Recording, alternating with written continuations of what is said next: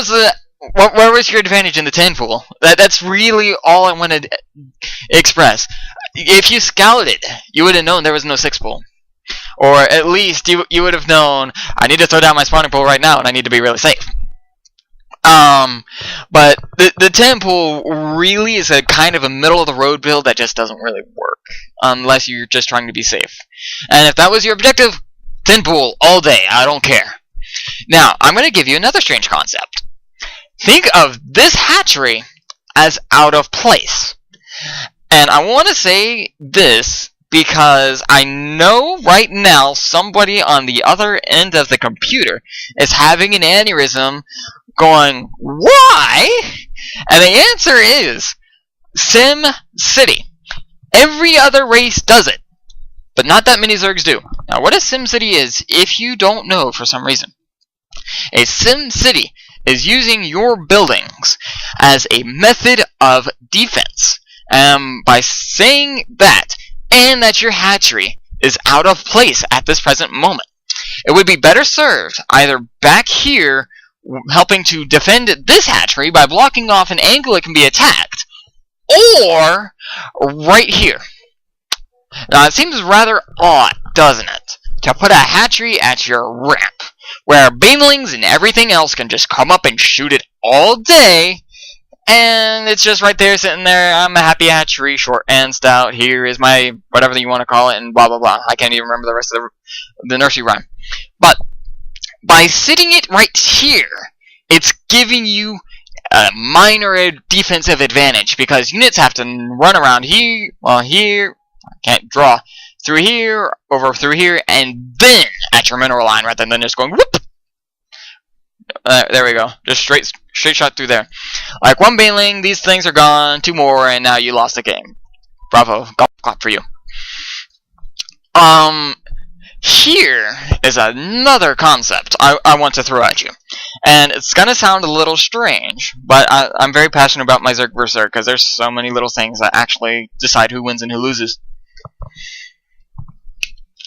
The general thought is that if you do a 14 hatch or any kind of expand build as Zerg, you have to go Speedling Baneling or you're going to die. It's the enemy's Speedling Baneling because they'll just outrun you. But you built your second hatchery in your main base. You're playing defensively, so why aren't you getting your 145 hit point meat shields? Why? Basically, let me throw a little bit of math at you before I actually go back to starting this replay. Roaches have 1 point of armor. That's actually irrelevant in this particular scenario. They have 145 hit points. It takes 8 banelings to kill you. 8. 8. 8. 8. 8. 8. 8. 8. 8. I can't say that enough. 8 banelings cost, let's see, that's 4 spawns of Zerglings, that's 200 minerals, plus 25, that's times 8, that's another 200 minerals, that's 400 minerals and 200, yeah, and 200 gas. Can't do basic math. 400 minerals, 200 gas to kill 1 roach. 1. Uno. Ichi. 1. I don't care what language it is. 1 roach. And I'm going to give you another little strategy that I personally employ. A ramp has 3 potential blocking locations. 1 at the base, 2 at the top, and then a 3rd is either located around here, where this would be, or down here, depending on where you're building your SimCity, which you should be doing. So, 8 banelings, 8 banelings, 8 banelings. 24 banelings to kill what can be as few as 2, 4, probably 7 roaches.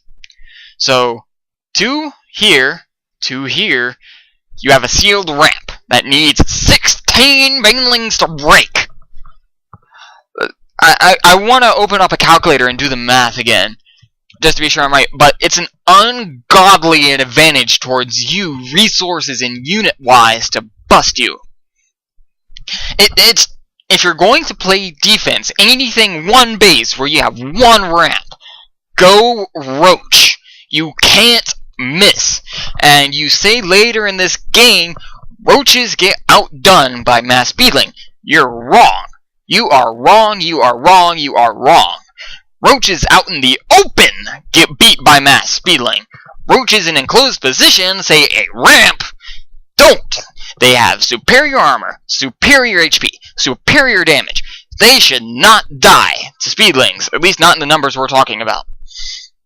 Like, you can't get aggressive with roaches until you have that huge ball of them. Yes, you even say that in this game. As a matter of fact, you do.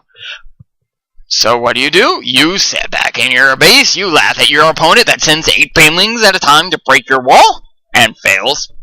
And then you just sit on your advantage, tech up a little bit, get some upgrades, and then go, boop, I win the game. With infestors. It's actually the only thing I don't like about this particular replay. We don't hit the mid or late game. Now this, well, we'll keep going through the replay until we actually get to the exact moment. But baneling speedling fights boil down to micro and an unprecedented scale. And you're both about to make the same damn mistake at this precise time. Which is not scouting. We'll go ahead and back this up just 10 seconds. Fast forward it to where I want it to be. And now I'm going to hit play. Oh, pause rather. Let's consider the unit positions of this particular fight real quick. Neither player has scouted the other player to see what the other person's going to do.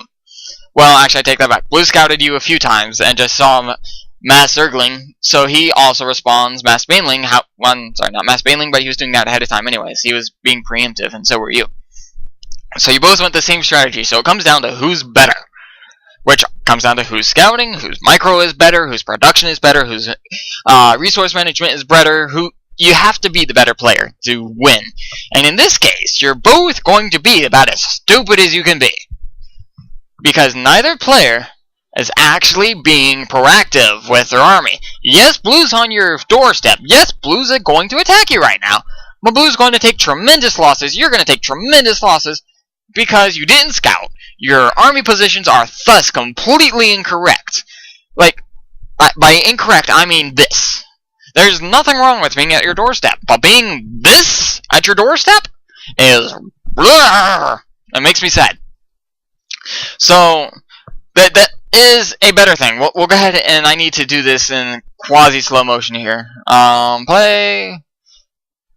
What does there? Oh, right, wow, must be a glitch. Okay. So, Zerglings for Blue went up the ramp first. Ironically enough, that was his actual damage, what I consider to be the actual damage source in Baneling Zergling play. Banelings are there to be a green nuisance and blow you up should you make a mistake. They're not actually what I consider to be your damage output.